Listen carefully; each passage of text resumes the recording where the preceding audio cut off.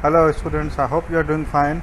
In today's lecture we are going to discuss about the analog filters, and in this lecture we will be discussing about the Butterworth filter and the other type of analog filters that we will be discussing in the next filters lectures. Are basically classified according to the frequency domain characteristics as low pass filter, high pass filter, band pass filter and band stop filter, which is also known as notch filter. Now low pass filter only allows low frequencies, and it doesn't allow frequencies higher than certain value. Similarly, high pass allows only certain frequencies which are higher than some cutoff frequency, and band pass filter only allows some band of frequencies, and band stop filter or notch filter rejects particular band of frequencies and allow all other frequencies. So first what we are going to do is that we will discuss the ideal characteristics of these filters, and then we will discuss about some practical models of filters, just like I told you that the Butterworth filter, this is one of the practical filter model that is used in real time applications. So first we will discuss about the ideal low pass filter. An ideal low pass filter passes all signal components having frequencies less than some cutoff frequency, represented by omega c here, this one. So omega here can be in radian per second, it can be in hertz, whatever the unit would like. So it does not attenuate signals having frequency less than omega c, and it completely attenuates those signals or the part of the signals which have frequency greater than omega c. So in this graph we have a magnitude versus frequency graph and phase versus frequency graph. So as far as the magnitude is concerned, it is actually magnitude for positive and negative frequencies, right? So whatever the magnitude response we have from 0 to omega c, from 0 to minus omega c is basically the replica of that, and h of omega basically is the transfer function, and this is the magnitude of transfer function, right? And on x-axis we have omega. So you can see the magnitude remains constant as long as the frequency is between 0 to omega c, and it becomes abruptly 0 when frequency is greater than omega c. And as far as the phase is concerned, phase varies linearly, right? And it depends upon the frequency. If the frequency is higher, the phase variation is getting greater in magnitude. So phase can usually it is measured in degrees, right? So these are the ideal characteristics, right? And the next filter is the ideal high pass filter, and it allows those signals which have frequency greater than omega c, right? And it attenuates all those components or all those signals having frequency less than omega c. You can see here it is just opposite of the low pass filter. And similarly the phase response also, as long as the frequency is less than omega c, no phase response exists, and after that it increases linearly or decreases linearly. We have a band pass filter. A band pass filter, you can see it has a band which is called the bandwidth of the filter, which is represented by B, right? So the band pass filter actually allows frequencies for particular band of frequencies. This band of frequency has the lower corner frequency as well as upper corner frequency, right? And when the frequencies are lower than this corner frequency, they are attenuated, and when frequencies are greater than this upper corner frequency, they are attenuated again. Only it allows those signals which have frequency range within this band. And same goes for the phase. You can see there is a phase response, a linear phase response within the allowable frequency band, and there is no phase response outside that range. And the final one is the band stop filter, which is also called notch filter. So notch filter, you can see this one, it attenuates certain frequency band, right? Before that frequency band and after that frequency band, all the frequencies are passing. Only the frequencies which falls in this frequency band, a rejected band, are attenuated, right? And similarly here in the phase response. So the frequency selective filters are commonly known as filters in electrical engineering, right? So frequency selective filter basically is a device that alters the amplitude and phase of an electrical signal with respect to frequency, right? Every system, every LTI system that we have studied is in a sense a filter, right? Because all the systems operate for certain range of frequencies, right? So we can refer to them as filters. So there are basically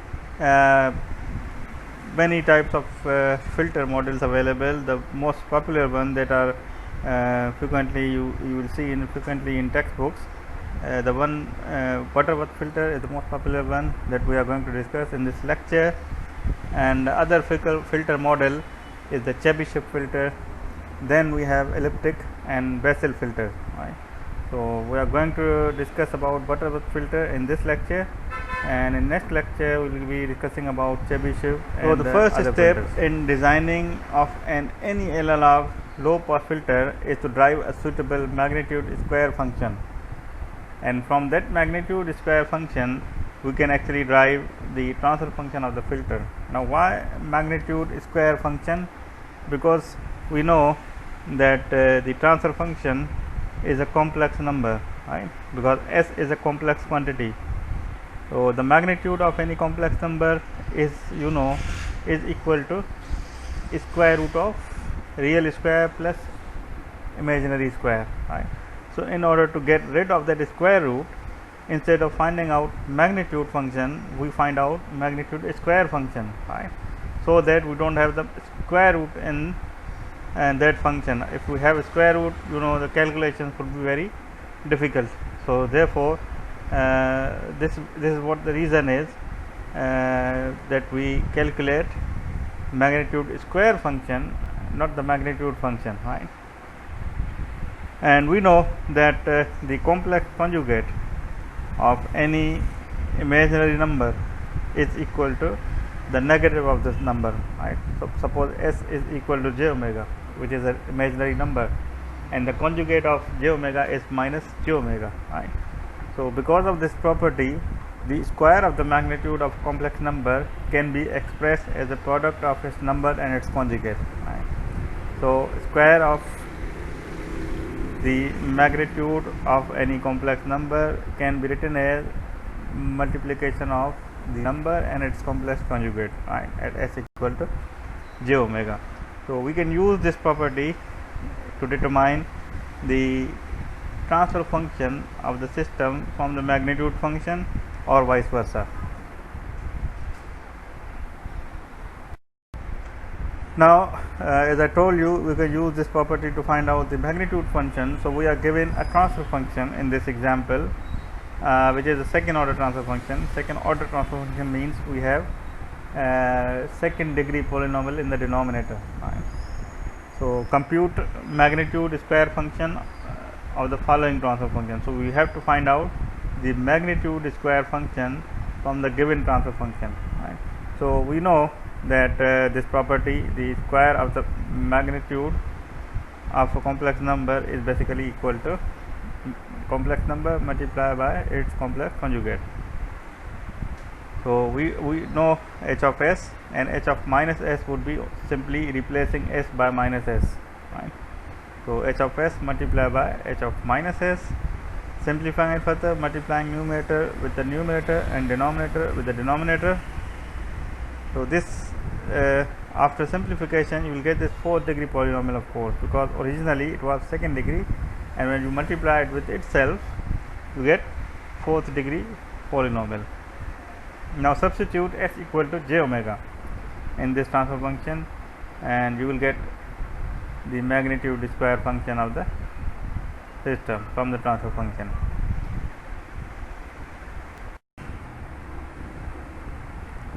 Now in example number 2, we are given a magnitude square function of a certain system, and we have to find out the transfer function from it, right? So again we can use the same property that the magnitude square of a certain system is equal to complex number multiplied by its complex conjugate at s equal to j omega, or we can write down this h of j omega magnitude square equal to omega square equal to minus s square h of s into h of minus s, right? So now substitute minus s square instead of omega square in this function, and after substitution you can get this type of transfer function here, right? So still it is not the transfer function that we need, because this function is basically the product of h of s and h of minus s, and we need h of s only, right? So we have to separate these two again. So for this, let us find out the poles and zeros, right? So I hope you remember what are poles and zeros. I have taught you this in the last lecture, that the poles are actually roots of denominator polynomial and zeros are actually the roots of numerator polynomial, right? So for zeros, find out the roots of numerator polynomial, which is s square plus 1, right? And the roots of numerator are s equal to plus minus j. And similarly, find out the roots of denominator polynomial, roots of s minus s square plus 4 and minus s square plus 9. So roots of minus square plus 4 are plus minus 2. Similarly, roots of this polynomial are plus minus 3. Now we need to choose the poles, right? Because there are 4 poles and we need 2 poles, right?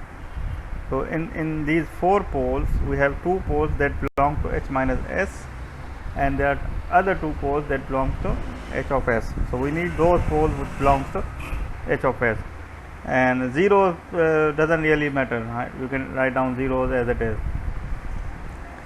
So choosing only those poles which are in the left of plane for h of s, right?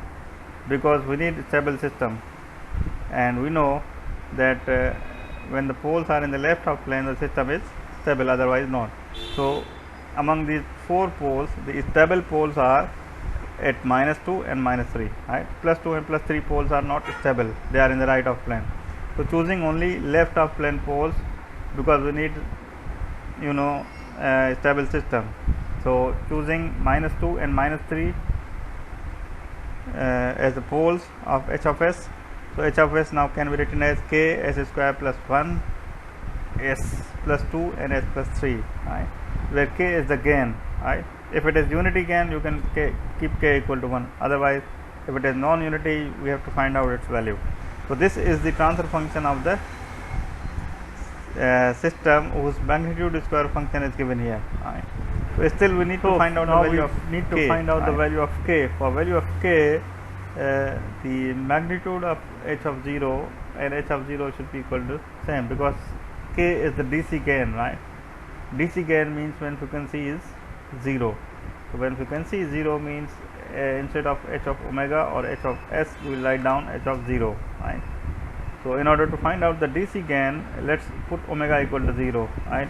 And obviously in both cases, when omega is 0, the magnitude of h of s and magnitude of h of 0 should be same. H of omega, magnitude of h of omega and magnitude of h of s should be same, right? So h of 0 should be equal to magnitude of h of 0. So find out h of 0, which is the magnitude square function. In magnitude square function, put omega equal to 0, you will get 4 upon 9, right, or 2 upon 3, right, square root of that. Now in transfer function s, put s equal to 0, you get k upon 6. So equating k upon 6 to 2 upon 3, you get k equal to 4, right. So this is the DC gain of the transfer function.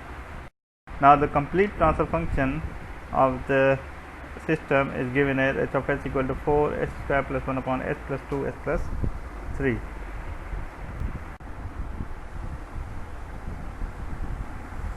Now we are going to discuss about the Butterworth filter, and the name Butterworth is actually given to this filter after its inventor, which was basically invented by a British engineer, S. Butterworth. So first we will discuss about the low pass Butterworth filter, and you can see the magnitude square function of an nth order low pass Butterworth filter is given in this equation, right. So here LP represents the low pass filter, and omega is the frequency variable, omega c is the cutoff frequency, and n is the order of the filter, right. So if n is 1, it is first order filter because it would have only one pole, right. So when n is 2, it would be second order, it would have two poles, and likewise.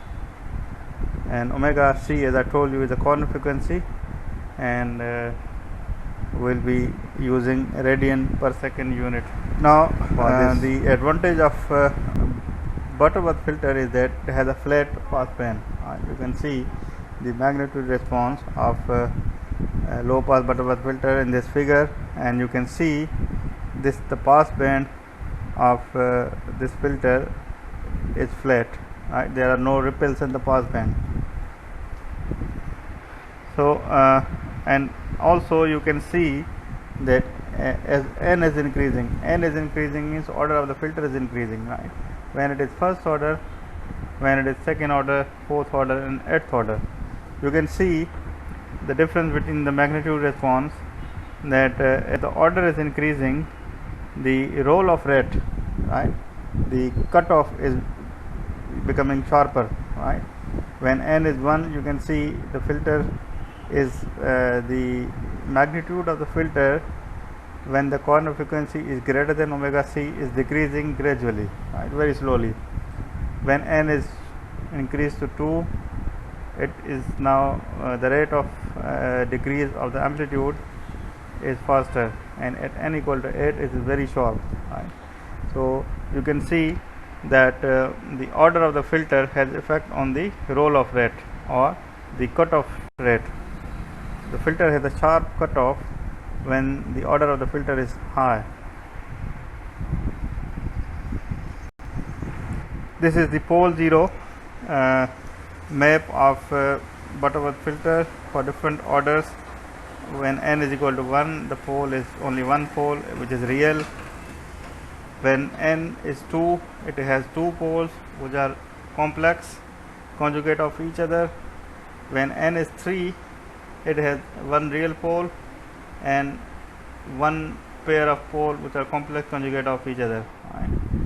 So if n is odd, there is a pole on the negative real axis, and all other poles are basically complex, right.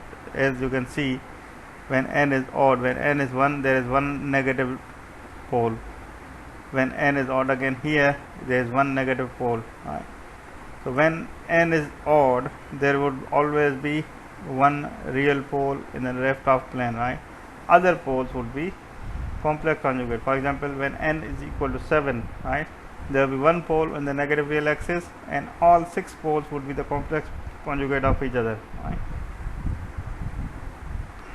And if n is even, all the poles occur in complex conjugate pairs, like this one, right. When n is even, all the poles are complex conjugate of each other, right. If the n is 4, there will be 4 poles complex conjugate of each other, right. And the distance, the angular distance between the poles is given by pi by n, right. For example, here n is 2, so distance between the pole is 90 degree because pi by 2 is 90. Similarly, when there are 3 poles, n is 3, pi by 3 is 60, so difference between these poles is 60 degree. So this is how the pole zero map of low pass nth order Butterworth filter look like. Now let us design Butterworth filter, Butterworth low pass filter. So we need to find out, or we need to derive the transfer function h LP of s for the third order Butterworth low pass filter with normalized cutoff frequency as 1 radian per second, right? So omega c is 1 radian per second and n is equal to 3, because we have to find out the third order low pass Butterworth filter, right? So we know the magnitude square function, a general magnitude square function of low pass Butterworth filter is given by this equation, right? Now substituting the values omega c equal to 1 and n equal to 3 in this transfer function, you get this magnitude square function, which is equal to 1 upon 1 plus omega power 6.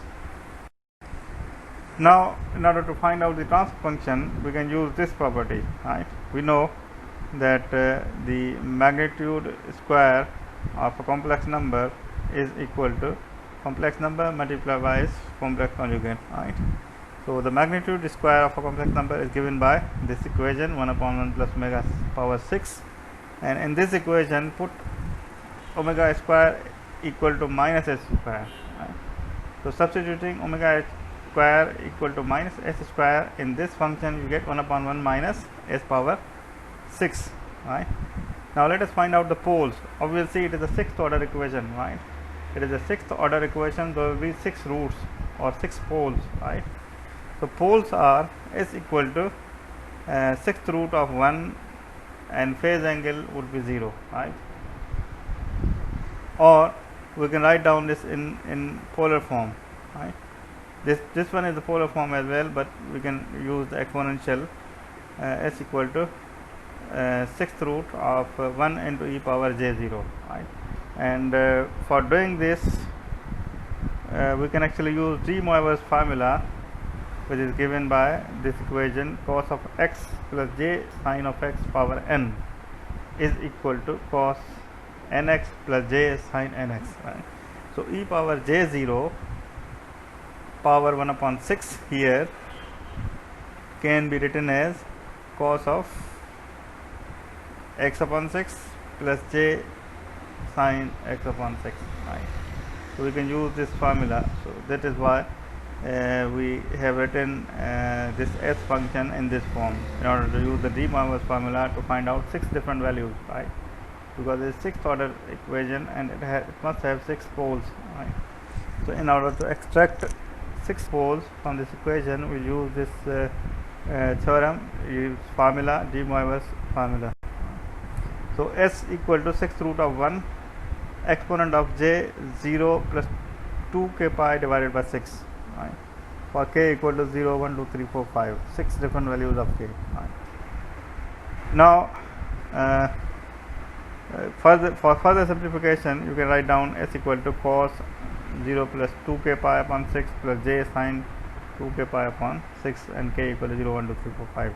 Now for k equal to 0, s1 would be simply equal to 1, right? Because cos of 0 is 1 and sine of 0 is 0.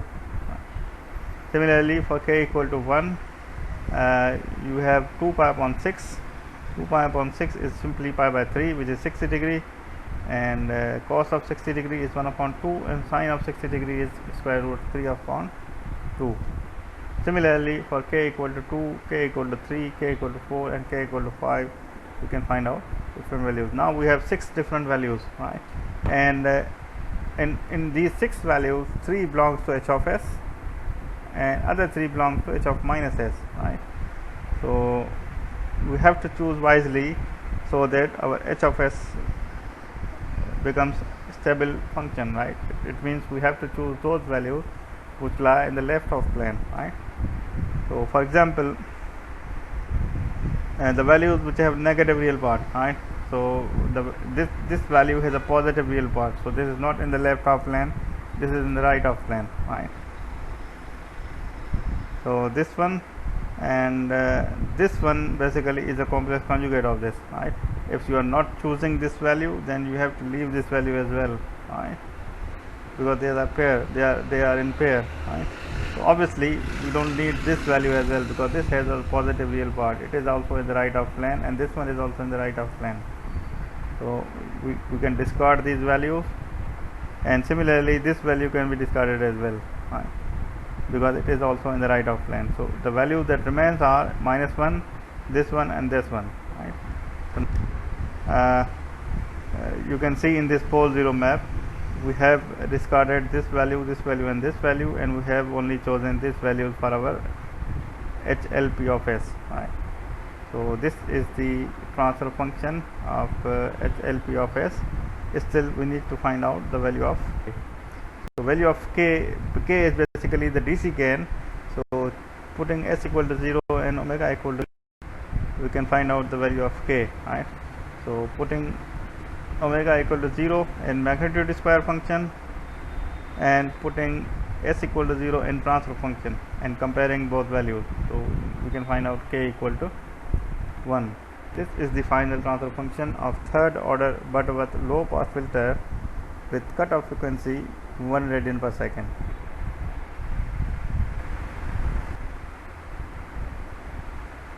Now this is a simple exercise problem for you. We have to design a second order Butterworth low pass filter with cutoff frequency 10 kilohertz, right? So frequency is in hertz, you probably need to convert it in radian per second. Now we'll discuss about the Butterworth high pass filter.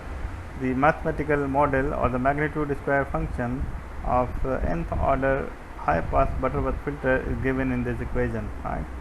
So the difference between low pass and the high pass Butterworth filter model is that we have reciprocal of this function here, right? In low pass filter we have omega upon omega c, in high pass filter we have omega c upon omega, right? This is the only difference in the mathematical model. So let us solve this example number 4, in which we have to design a high pass Butterworth filter which is of the first order and having cutoff frequency 1 radian per second, right? So the general nth order magnitude square function of a high pass filter is given. So we have to substitute the values omega c equal to 1 and n equal to 1. We have 1 upon 1 plus upon omega square. Solving it further, you will get magnitude square function as omega square upon omega square plus 1.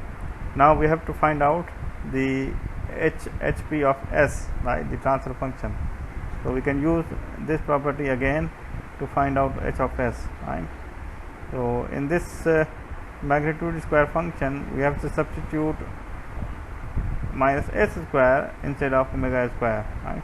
So here we will write minus S square, and also in denominator we have minus S square. Now don't worry about the zeros, we will compute the poles, right? Since it is a second order equation, second degree polynomial, so we must have two values, right? So again, writing this in exponential form, e j 2k pi upon 2, where k equal to 0 and 1, and for k equal to 0 we have s1 equal to 1, and k equal to 1 we have s2 equal to minus 1. So obviously we'll choose this pole, right, not this one, because this lies in the right of plane. So choosing this pole, we have high pass filter transfer function is s upon s plus 1. Now for Butterworth band pass filter and Butterworth notch filter, we can also use the general magnitude square function, or we can use another simple method which is called filter transformation, right? So let us consider a normalized low pass filter. A normalized low pass filter means having magnitude 1, having cutoff frequency 1, right? So this is the transfer function of normalized low pass Butterworth filter, right? So once again, normalized means unity gain and cutoff frequency 1, right? So this is normalized low pass Butterworth filter. Now in order to transform this filter into another filter, in another filter means having low pass filter but different corner frequency, or high pass filter, band pass filter, and band stop filter, right? So we can transform a normalized model of Butterworth filter into another filter, right? So that is called the filter transformation, right? In filter transformation we use normalized low pass filter model. In fact, normalized low pass filter transfer function to find out the transfer function of filters which are not normalized or which are other than low pass filter, right? How we can do this? If we want to find out, or we want to move the corner frequency, if we want to design low pass filter with different corner frequency, for example omega c equal to 10, then in normal transfer function, instead of s you will write down s upon 10, right? So substitute s equal to s upon 10 in normalized transfer function, you get the low pass filter with corner frequency 10, right? Very simple method. And if you want to design a high pass filter from this normalized transfer function, then how we can do this? Now, in order to transform the normalized low pass filter transfer function into high pass filter, we have to substitute the s variable by 1 upon s, right? If you substitute s equal to 1 upon s in normalized low pass filter, you get high pass filter. So the transfer function of high pass filter is s upon s plus 1 after substituting s equal to 1 upon s in normalized low pass filter transfer function. So this s upon s plus 1 is basically the first order unity gain high pass Butterworth filter having corner frequency 1. And similarly, if we need any other corner frequency than 1, you can simply replace omega c upon s, right? Not 1 upon s but 10 upon s. For example, 10 upon s means the cutoff frequency will be 10 in high pass filter. So in order to have cutoff frequency unity, you can replace s by 1 upon s, and if you need any other cutoff frequency, say 10, then you can replace s by 10 upon s in normalized low pass filter function. For band pass filter, you have to transform s, you have to substitute s by s square plus omega l omega h divided by s into omega h minus omega l, where omega l is the lower corner frequency and omega h is the higher corner frequency or the upper corner frequency, right? Because it is a band pass filter, it has a lower band frequency and the higher band frequency, right? It has two corner frequencies. So if we replace s by h square plus omega l omega h divided by s into omega h omega minus omega l, your low pass Butterworth filter would be transformed into the band pass filter.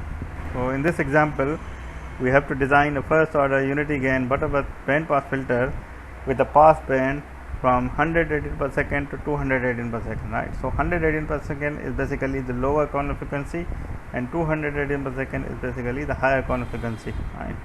So we have to first find out the transfer function. So normalized transfer function, in normalized low pass transfer function, we replace s equal to this value, right?